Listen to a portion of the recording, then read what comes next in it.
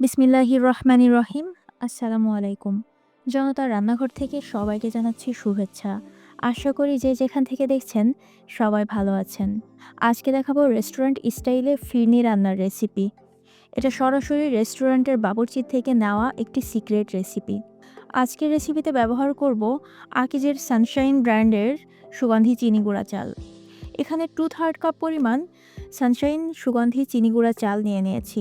এই চালের বৈশিষ্ট্য হচ্ছে এটা অত্যন্ত পরিষ্কার এবং সুগন্ধিযুক্ত। চালটাকে ভালো করে ধুয়ে পরিষ্কার করে নিয়েছি। এখানে 3.5 কাপের মতো পানি নিয়েছি। এটা ভালো করে ফুটিয়ে নিতে হবে। পানি ফুটে উঠেছে। এবার এখান থেকে 1 টেবিল চামচের পরিমাণ পানি তুলে নিলাম। এবার এখানে 1 চিমটি পরিমাণ জাফরান দিলাম, যাতে করে সুন্দর কালার হয়। গোটা 5 এলাচ দিয়েছি, মুখটা সামান্য ফাটিয়ে দিতে হবে। 1 ইঞ্চি পরিমাণ দারুচিনি, সাথে একটা তেজপাতা 2 ভাগ করে দিয়ে দিচ্ছি। এবার ধুয়ে রাখা চালটাকে দিয়ে দিচ্ছি। পানির পরিমাপটা একটু ভালো করে বলে দেই। যতটা চাল নেবেন তার 8 গুণ পরিমাণ পানি দিলে একদম ঠিকঠাক হবে। এবার এই পানিতে খুব ভালোভাবে মিডিয়াম টু লো হিটে চালটাকে সিদ্ধ করে নিতে হবে।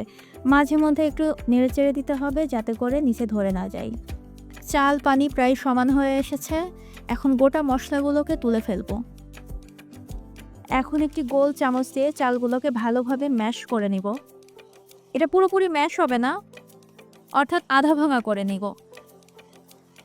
চাউলটাকে ভালোভাবে আধা ভাঙা করে নিয়েছি, দেখতেই পাচ্ছেন। এবার দিচ্ছি চিনি। যতটা চাল নিয়েছি ঠিক ততটাই চিনি নিতে হবে, এতে করে টেস্ট খুব সুন্দর আসবে। চিনি দেওয়ার পর কিছুটা পানি বের হবে, এটাকেও ভালোভাবে শুকিয়ে নিতে হবে। চিনির পানিটা শুকাতে 1 মিনিটের বেশি লাগে না। এখন দিচ্ছি গুঁড়া দুধ। গুঁড়া দুধও নিয়েছি 2/3 কাপ পরিমাণ, অর্থাৎ যতটা চাল নেবেন ঠিক ততটাই চিনি এবং গুঁড়া দুধ নেবেন। গুঁড়া দুধটা খুব দ্রুত হাতে ভালোভাবে মিশিয়ে নিতে হবে, যেন দলা পেকে না যায়। গুঁড়া দুধটাকে ভালো করে মিশিয়ে নিয়েছি, দেখতেই পাচ্ছেন কতটা সুন্দর দেখাচ্ছে। এখন দিচ্ছি মাওয়া। এটা গ্রেট করে নেওয়া মাওয়া। রেস্টুরেন্টে টেস্ট পেতে গেলে অবশ্যই মাওয়া দিতে হবে। মাওয়া দিচ্ছি 1/3 কাপ পরিমাণ। এবার মাওয়াটাকেও ভালো করে মিশিয়ে নিব। মাওয়া দেওয়ার পরে দেখতে পাচ্ছেন কালারটা ঠিক কতটা সুন্দর এসেছে। জাফরান ভিজিয়ে রেখেছিলাম, সেটা দিয়ে দিচ্ছি। জাফরান ভেজানো পানিটাকে ভালোভাবে মিশিয়ে নিতে হবে। এটা খুব সুন্দর একটি কালার এবং অ্যারোমা যোগ করবে। আপনারা চেষ্টা করবেন সানশাইন চিনি গুঁড়া চাউল দিয়ে পায়েসটা রান্না করার। এতে করে ফ্লেভার যেমন সুন্দর হবে, তেমনি সময়টাও খুব কম লাগবে। রান্নাটা প্রায় শেষের দিকে। দেখছেন কত সুন্দর কালার আর কত সুন্দর একটা কনসিস্টেন্সি। এখন নামিয়ে নিব, তবে নামিয়ে নেওয়ার আগে যোগ করব 1 টেবিল চামচের পরিমাণ খাঁটি দানাদার ঘি।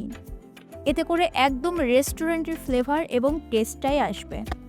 এখন শেষ পর্যায়ে দিয়ে দিচ্ছি মিহি করে কুচি করা কাঠবাদাম, আর দিচ্ছি পেস্তা বাদাম। আপনারা চাইলে কাজু বাদাম, কিশমিশ যোগ করতে পারেন। পার্সোনালি আমার কিশমিশ খুব বেশি একটা পছন্দ না, তাই আমি শুধু কাঠবাদাম আর পেস্তা বাদাম দিচ্ছি। হয়ে গেল আমার রেস্টুরেন্টের স্বাদে পায়েস রান্না। আশা করি আপনাদের সবার কাছে ভালো লেগেছে। ভালো লেগে থাকলে ফ্রেন্ডস অ্যান্ড ফ্যামিলির সাথে শেয়ার করবেন, আর বাসায় ট্রাই করে অবশ্যই জানাবেন কেমন লেগেছে। সবাই ভালো থাকবেন। আল্লাহ হাফেজ।